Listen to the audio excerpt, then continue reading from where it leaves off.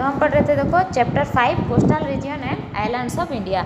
आज पढ़ेंगे life in the coastal plains and islands. इस एरिया में जो लोग रहते हैं उनके लाइफस्टाइल के बारे में आज हम पढ़ेंगे। Most of the inhabitants are tribals. इस एरिया में जो भी लोग रहते हैं उनमें से ज़्यादातर क्या है, आदिवासी होते हैं। People from different part of the country have settled here.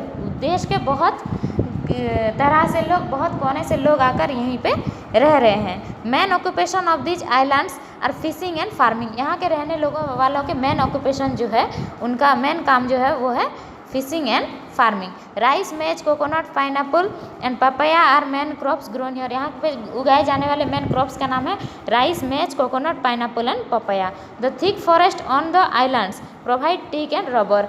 Islands में जो बहुत घना जंगल होता है वहाँ पे ज़्यादातर टीक और रबर के ट्रीज पाए जाते हैं। Life in the western coastal plain. तो वेस्टर्न कोस्टल प्लेन के बारे में पहले पढ़ेंगे। देखो, Gujarat, Daman and Diu constitute the north of the western coastal plain. Western coastal plain के नॉर्थ साइड में Gujarat, Daman and Diu area cover हुआ है।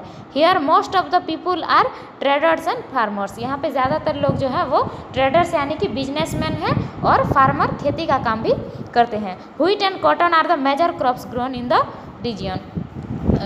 व्हीट और कॉटन बहुत मात्रा में यहाँ पे उगाए जाते हैं। Ahmedabad is in Gujarat is known as for its textile industry. Salt is made in the coastal areas. तो अहमदाबाद जो है गुजरात में, उस एरिया में क्या है, कॉटन बहुत अमाउंट में क्रॉप्स उगाए जाते हैं, इसीलिए वहाँ पे बहुत सारे टेक्सटाइल इंडस्ट्री बहुत सारे डेवलप हुए हैं। और सॉल्ट भी यानी कि नमक भी इस एरिया में बनाए जाते हैं कोस्टल एरिया में।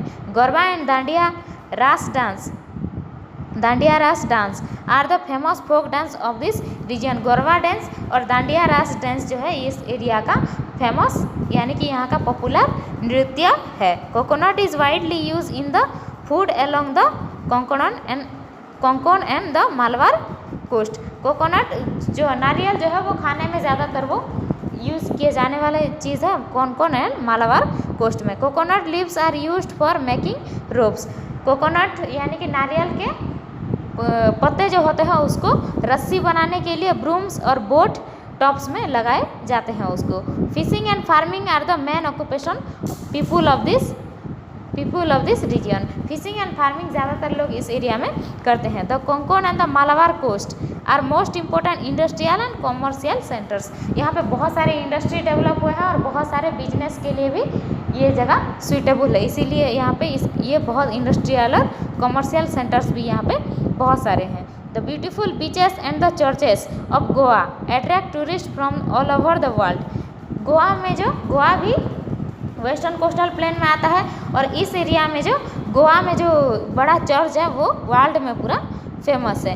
कर्नाटक, वर्ल्ड के बहुत सारे लोग यहाँ पे हर साल घूमने आते हैं। कर्नाटक है teak and sandalwood forest. Karnataka में टीक और सैंडलवुड यानी कि चंदन का काठ जो है वो वहाँ के जंगल में पाए जाते हैं। The hills on the Konkan coast reach up to the sea. Konkan coast में जो पहाड़ हैं वो समंदर तक पूरा पहुँचे हैं। Light house build on the hills warn the ships about shallow water and rocks in water.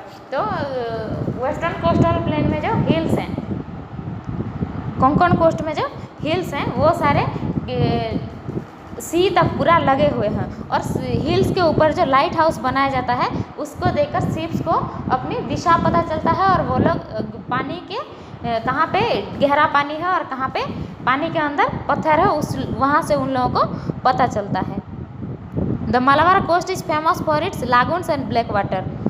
Malabar coast इसकी लागून और ब्लैक वाटर के लिए फेमस है। It receive heavy rainfall. यहाँ पे बहुत ज़्यादा ही बारिश होता है। Spices like pepper, cardamom, cinnamon and cloves are grown in abundance here. यहाँ पे बहुत सारे मसाले उगाए जाते हैं जैसे कि pepper, cardamom, cinnamon, cloves. The people of Kerala are good crafts person and work with coconut shells, woods, stone and metal. Onam is the most important festival. Kerala के जो पीपुल हैं वो बहुत सारे कारीगरी लोग हैं, वो स्टोन से, नारियल के छिलके से और मेटल से बहुत सारी चीज़ें बनाते हैं। Onam is the most important festival. Onam Kerala का मोस्ट इम्पोर्टेंट फेस्टिवल है।